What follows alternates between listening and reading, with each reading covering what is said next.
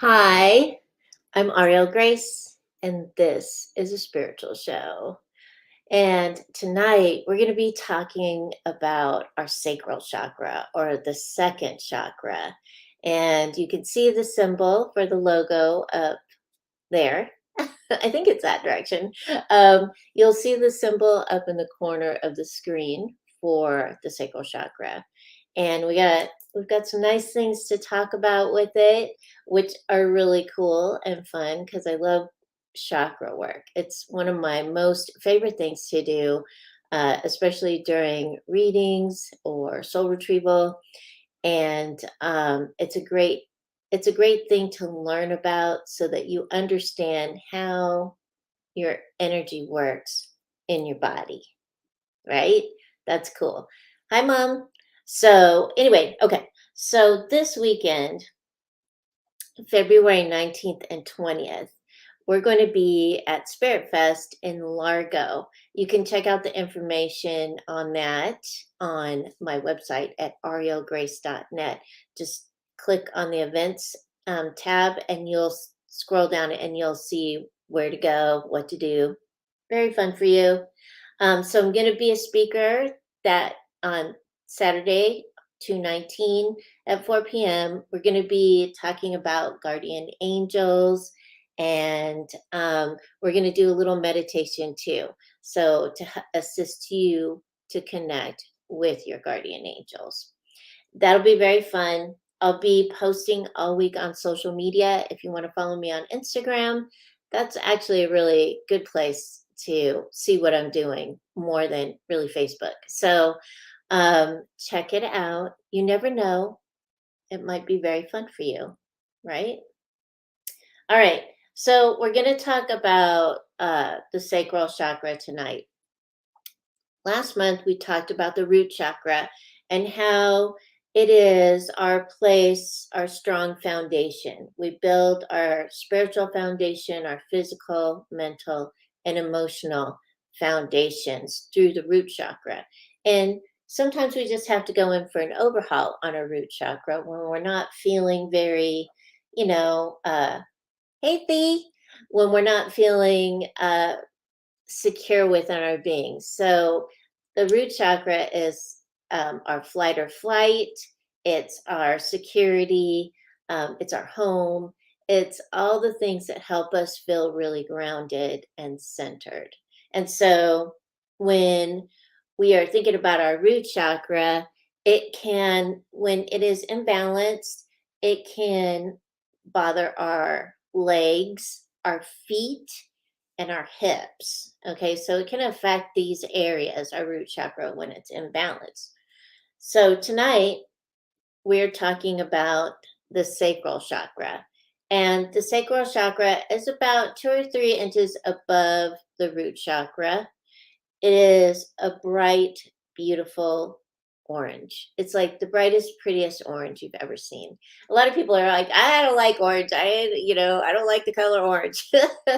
But orange is actually really a pretty color, and it's like closer to sunshine, right?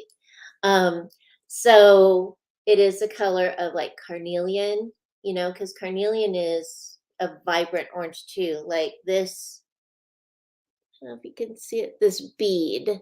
This bead is a very pretty orange.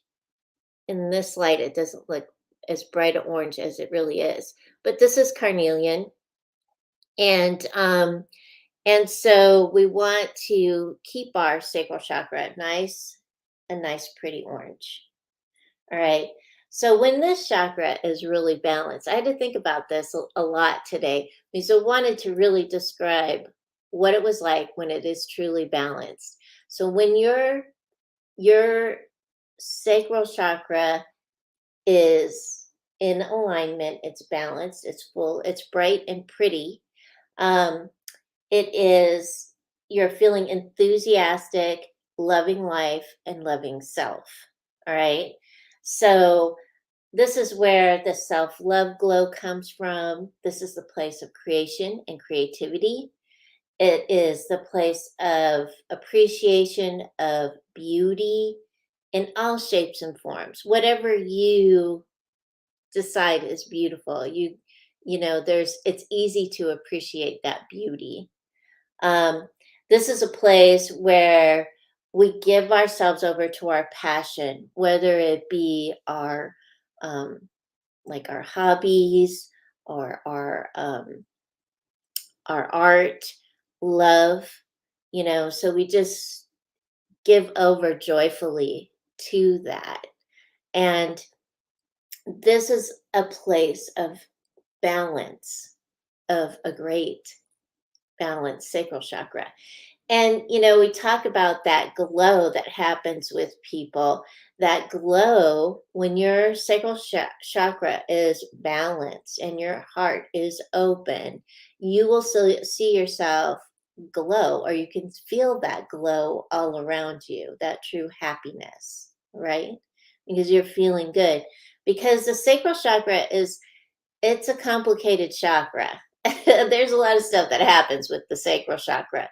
But when we figure out what that is, then we're able to really have nice, good, energetic flow, balance, right? Okay, so um, here's the other thing with the sacral chakra is this. When your energy is in motion, you know, energy in motion is emotion. And it's okay to express emotion. It's okay to be expressive. It's okay to express that. Sometimes we hold back because, we don't want to hear it ourselves, telling ourselves we don't want to hear it. But it is. And so the sacral chakra reminds us of that. Like, emotion is energy in motion. All right. So, how do we get to the place of balance, of this place of beauty and fun and joy and just being able to be happy, and passionate about what we do? Well, we make sure not to bury old hurts and emotions, and we make sure not to hold stuff like grudges, right? So, not holding grudges or anger or frustration, but being able to release that emotion so that we stay balanced, right? So we stop when we stop seeing the beauty and we stop feeling passionate about the things that we love and are and the things that we like to do. That's when the chakra is imbalanced. So this is a time where we really need to like feel it, release it, forgive it, and be grateful, right? A lot of people are like, I'm not going to forgive that person. Forgive the energy of it. Maybe not, you can't forgive the person at that moment. But if you practice forgiving that energy that was created from whatever it was, um, you will eventually be able to forgive the person. And that brings grace to your life, right? So that brings grace to you so that that grace can be around you. You can be gracious to others. So, and that's part of these are all like little parts of the sacral chakra. So, um the sacral chakra also holds like, there's always these people they're wanting to find their soulmate or their whatever it is. And they don't realize that maybe their soulmate is like sitting right next to them because they're so busy looking. That's part of the energy of the sacral chakra too. So if you are somebody that's constantly searching, there's an imbalance there instead of just taking a step back and allowing that love to come to you. It's also a place of this is where we hold like our past life stuff, our old harms and hurts, our unrequited love. Um, it's a place that really needs consistent energy and work. All right. So when we start to feel that, like there's so many people, oh, um I found my soulmate or whatever, and he won't listen to me, he won't talk to me, she won't do for me or whatever, and it's like, hey, hey, hey, calm down, because if this person is your soulmate or that person that was meant for you, things will turn around and you'll be able to work them out, right? So unrequited love is something like that as well. Unrequited love is something that can be actually quite dangerous to people. And so we want to nip that in the bud real quick, right? We don't want to go around, you know, being sad about losing somebody that didn't even know we existed, because there's a lot of that going around. There is. So we want to make sure that, is this person really truly that deserve that much energy or attention, right? So the chakra also represents those feelings of abandonment when we have been abandoned or felt like we were abandoned, and also that feeling of abandonment in other lifetimes as well. So we want to make sure to, again, to clear that out. And I got some handy tips here.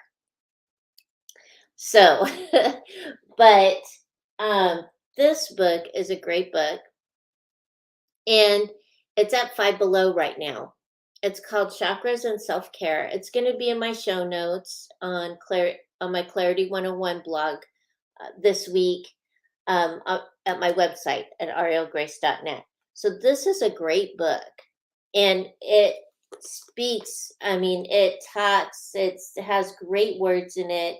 It's not wild and crazy words that we don't understand, but it does say a lot of really good stuff, and it would be a great first starter kind of chakra book, and it gives nice homework. So, and I've been using this book, I've been reading this book and really enjoying it. It has a lot of really good information in it. So, and more information, or at least a different perspective than the perspective that I've been taught, which is really great. This is another great book. It's called Chakras Beyond Beginners, and it is a Beyond Beginner book. So it's by David Pond. You can get it on Amazon. It is a great book. It has great homework in it. No, there's a little bit of different things in here. So he's got a lot of different ideas. All right. So it's a great book. So we're going to use this, this poster or this page. Ah, here it is. This page comes out of the Chakras Self-Care book. And so when looking at this page, you can see like the color is orange. The element is water, which is emotion, right? So it is, the sacral chakra deals a lot with emotion. And the shape is a pyramid. The planet is Jupiter. And, Jupiter is a planet of expansion and greatness. It's wonderful. Um, and also, the astrological signs are Cancer and Scorpio. So the stones, and I have them here and I'll show them to you, are carnelian. This book says carnelian, onyx, and red spinel. And I have some other stones too that I've worked up with the second chakra that I'll show you. So, and these are the essential oils. A lot of people like to use essential oils. So if you are working on your sacral chakra, check out these essential oils and see if these smells resonate with you. There's some more essential oils I'll add to this as well. But rosewood always smells good. I love the smell of rosewood. There's lang lang, there's clary sage, and orange. I like the smell of oranges because it always reminds me of like a clean house. So, So these are great ideas to assist with balancing out with these essential oils, okay? And the stones. The stones assist as well. So we want to make sure we have something for stimulus so that we're giving the chakra something if it is imbalanced, and something that is like that will assist us, that we like, right? We don't want to do stuff that we don't like. Huh. So when the chakras feel like when you start to feel sluggish, you start to feel tired, um, you're energetically corded, you feel like you're being pulled or frenetic, there's frenetic energy around you. um, that means that something's imbalanced. Okay, so also an imbalanced sacral chakra will affect it'll affect uh, your cycles. If you're a woman, your feminine cycles, your menstrual cycles. It will give you lower back pain. You'll have reproductive problems and that. So you want to make sure that you are balanced so you don't have that discomfort as well, because it's uncomfortable, right? It's uncomfortable when your lower back hurts. uh, I know this because sometimes I get up and I'm like, oh gosh, I feel like 100 years old. So all right. um Now, the other essential oils that are recommended are sandalwood, cedarwood, ginger, juniper berry, cypress, and jasmine. So those are some other ones. Now, it also, the sense of taste and the sense organ, your tongue, so your smell, that those are affected by this chakra as well. All right. The crystals that you can use besides this is carnelian. This is a nice little carnelian. It's got nice color. It's really pretty. It's a tumbled one. So this is carnelian. That's a great stone to like put in your pocket, or you can wear it. Here's a garnet. Hold on, let me get it.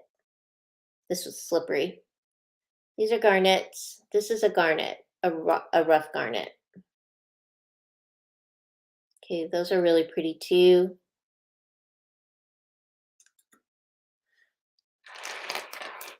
Mother of pearl. And the reason why mother of pearl and pearls are good is because they assist with tranquility and peace. So having the mother of pearl, like a mother of pearl bracelet, that'll work. That would actually work better than a pendant, And if you wear pearls, that is good too. So these are all good for your sacral chakra. The pearls, besides the garnet and the carnelian, will start to cool things down and bring peace and tranquility. And so that's why pearls are also recommended for softening. All right. And those stay. Okay. So when we are using these kinds of things to stimulate, yeah, they are really pretty. So um so when you use these things, you stimulate the chakras, especially if you feel tired a lot, because when the two lower chakras are blocked or they're imbalanced, it will create, tiredness. When you're corded, if you have heavy cording, if you have like some other things going on, if your chakra is too big and it's kind of like a puddle, um, that's less energy. If it's too small, again, you're pinching off energy. So you want to make sure that you're balanced, okay? And one of the things that you can do, especially you Reiki people, because people remember too, if they're not a practitioner, they'll forget. And so what you can do is put your hands down by your pelvic area and breathe light into the area. Just breathe light into it. Breathe light, because that energy will stimulate the chakra as well. It will clear it up and heal it too, so that it starts healing and you start to feel better. Okay. And that's what we want. We want it to feel good. We want to feel healthy, right? And so putting light into the area, universal light into the area, will start the healing process for you. And if you have to go to a Reiki practitioner, find somebody in your area that you trust, that you can go to, and that will assist you with feeling better and also give you direction on what you can do to heal the area. Okay. Um, you can also invite and invoke the Archangel Michael to come and cut and cauterize all cords leading in and out of you that are no longer serving you. And that's all you have to do is say, I invite and I invoke Archangel Michael to come and cut and cauterize all energetic cords coming in and out of me that are no longer serving me. And you may actually feel the break of the cords. Now I always do it in the shower, because what are you doing? You're washing your hair and stuff. So, you know, clear it out, right? Let the energy of the water also clear your energy field. All right, so I do have a chakra meditation. It is on my website at aurielgrace.net. You can click on the meditation tab and scroll down, and you'll see it. It's about a 20-minute meditation. It goes through all the chakras, being able to clear and balance them yourselves. Okay. All right. So we want to make sure that whenever we start something new, or we move, or we start a new job or something, is having a cord cutting ceremony. I've talked about this before. Melinda Carver does great cord cutting ceremonies. She's excellent at it. She has this whole setup, and she goes through each chakra and she starts cutting cords and everything. So she's great, and you can look her up on Facebook and get an appointment with her for a cord cutting ceremony. She's great. You can also do soul retrieval sessions. Soul retrieval sessions are really good, especially if you have abandonment issues and if you have that unrequited love thing going on. Okay. Because that's where our Cinderella thing comes in, right? We're always men and women, both parties do it. They're handsome or pretty, whatever, is going to come in and rescue them, right? Well, it's a great fairy tale story, right? And sometimes people get that story, but a lot of people do not. And so they will sit and think about it, think about it, think about it. And they'll be sad because it doesn't happen for them. This is a cycle that needs to be broken. Okay. And that cycle stems from the sacral chakra. That is a place where it comes from. That's the root of it. It'll move up to the heart chakra and break a person's heart. And we don't want broken hearts, right? So, so one of the things that you can do is soul retrieval. And that way you can get rid of that feeling, or go to the place where the feeling started and clear that up. All right. So that would be a good thing too. When we look at our energy fields, when we look at our chakras look like little spinning vortexes. They're about 2 or 3 inches in diameter, spinning at a comfortable speed. They look like tubes. So when we breathe light into the chakras and energize them, we are getting them to where they'll spin out what is not serving us. So that's something that we can do, maintaining ourselves. It's really good to maintain, right? It's really good to do that maintenance because you can. And you don't need someone else to do it for you. And who knows you better than you? You. So, making sure that you are doing something good for yourself to assist yourself and clearing up anything that doesn't serve you so that you can live, a life of ease and grace because everybody deserves that. Everybody deserves ease and grace. And so when we are talking about our chakras, we want to make sure, as I said, all the chakras are open and spinning, so we're receiving energy constantly. There's a constant flow of energy from Earth out the crown chakra to the celestial beings. So we want to make sure that we're always moving that energy so that we feel energetic and we also feel curious and interested in our lives, right? Okay. All right.